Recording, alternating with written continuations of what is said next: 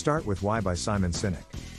What do Steve Jobs, Martin Luther King Jr., and the Wright brothers all have in common? At first glance, not much.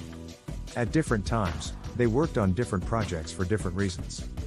But the four of them have one thing in common: they all knew that no one will support an idea, project, or product unless they know why it exists. Simon Sinek, the author, says that this is a trait of every great leader and every successful business.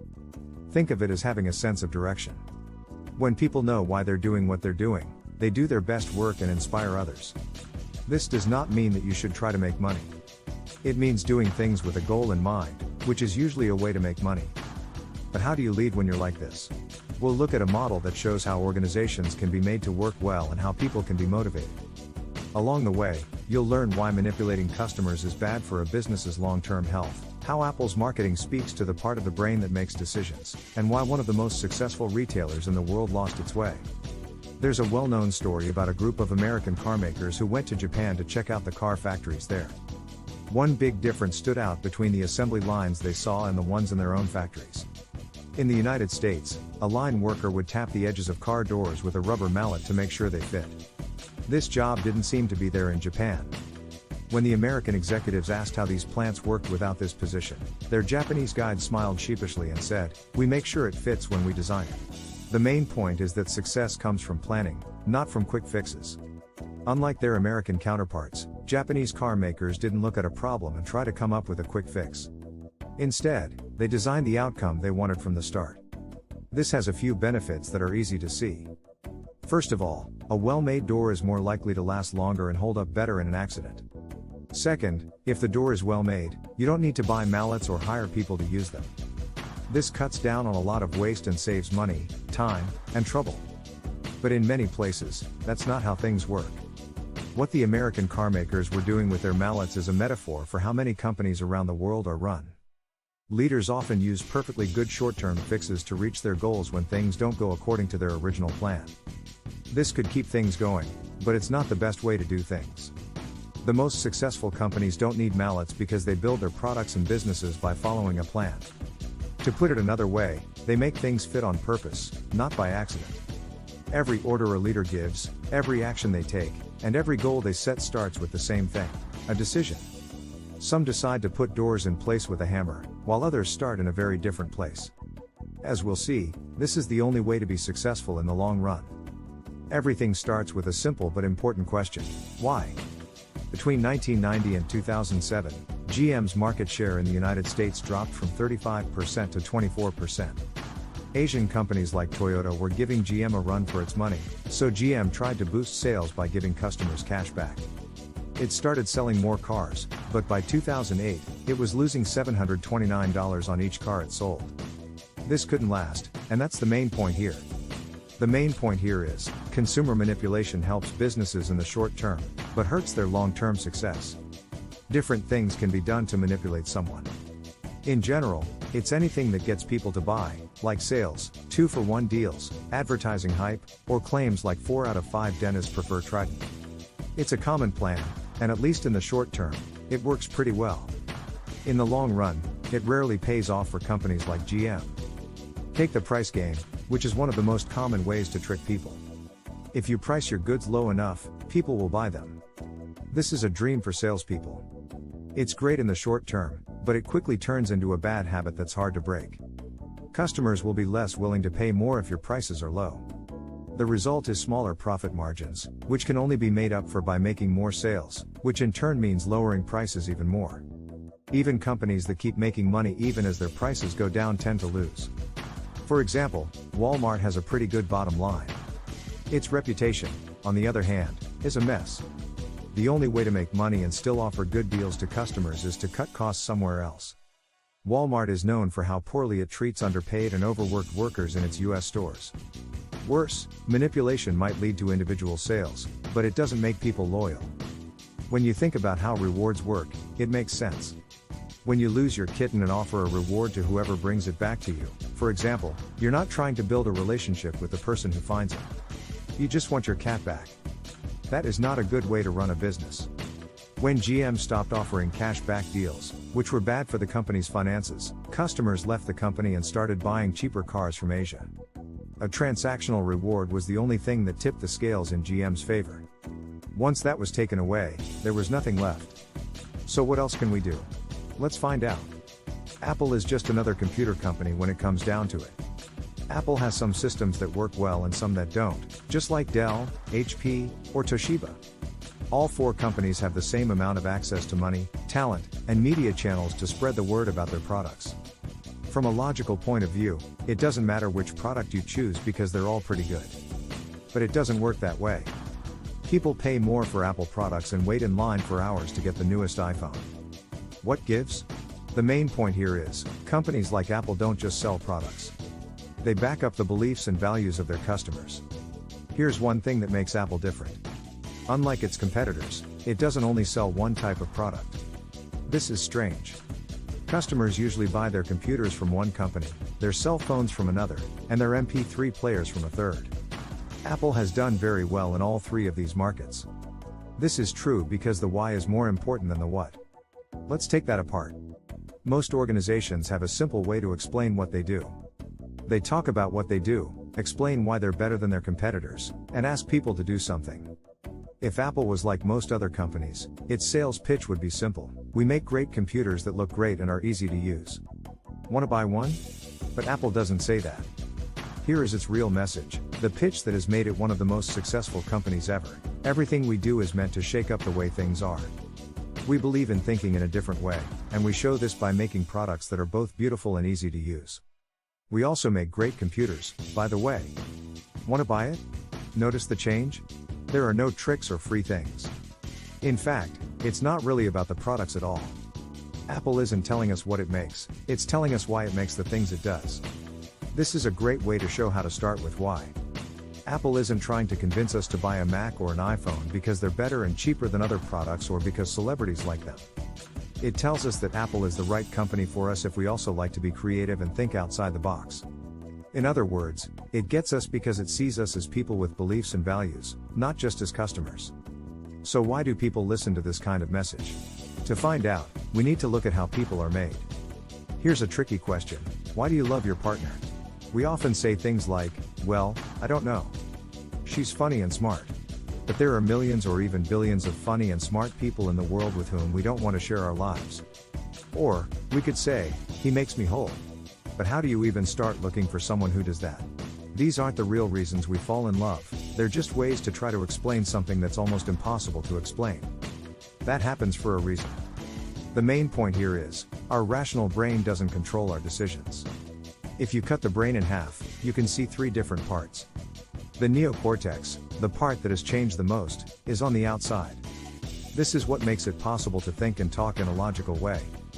The limbic brain is made up of the two parts in the middle. These make us feel things like loyalty and trust and help us make decisions. Most importantly, these older places don't have the ability to speak. Because of this, it's hard to say why you love someone. It also shows why businesses can't connect with their customers. Let's say you want to sell a TV. You talk about its price, its specs, and what it can do. All this information is a great way to get the neocortex involved, but here's the catch. People can handle a lot of complicated information, but information doesn't change how people act. If you want to change how people act, you have to get to the limbic brain. Take the business of laundry detergent as an example. American companies ran commercials for years saying that their detergents made whites whiter and brights brighter. On the surface, this seemed like a good deal. After all, market research had shown that this was what people wanted from their detergent. Researchers spent all their time talking about how their product worked because they had asked customers what they wanted. Some said the magic ingredient was protein, while others said it was their patented color enhancers. But that's not why clothes need to be cleaned. We think that all detergents clean our clothes because that's what detergents are made to do. An anthropological study later found that when we take our clothes out of the washing machine, we don't hold them up to the light to see how white or bright they are. We can tell. It's more important to feel clean than to be clean.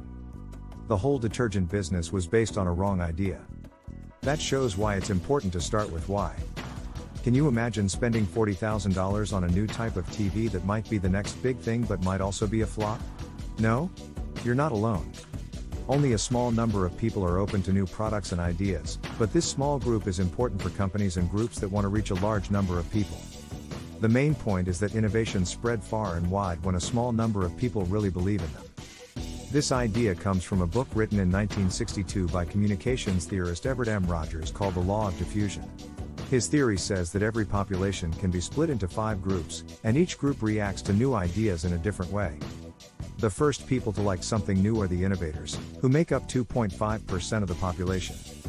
The next 13.5% are the early adopters. The early majority and the late majority are less willing to take risks. Together, they make up 68% of the people who live there. The last 16% are lagging behind. These are the people who only buy touch-tone phones because there are no more rotary phones. Innovators and early adopters are happy to pay more for a product or idea or deal with inconveniences if it feels right. This has less to do with how good the product or idea really is and more to do with how they feel about themselves. Most people, though, don't make decisions like this on the spot.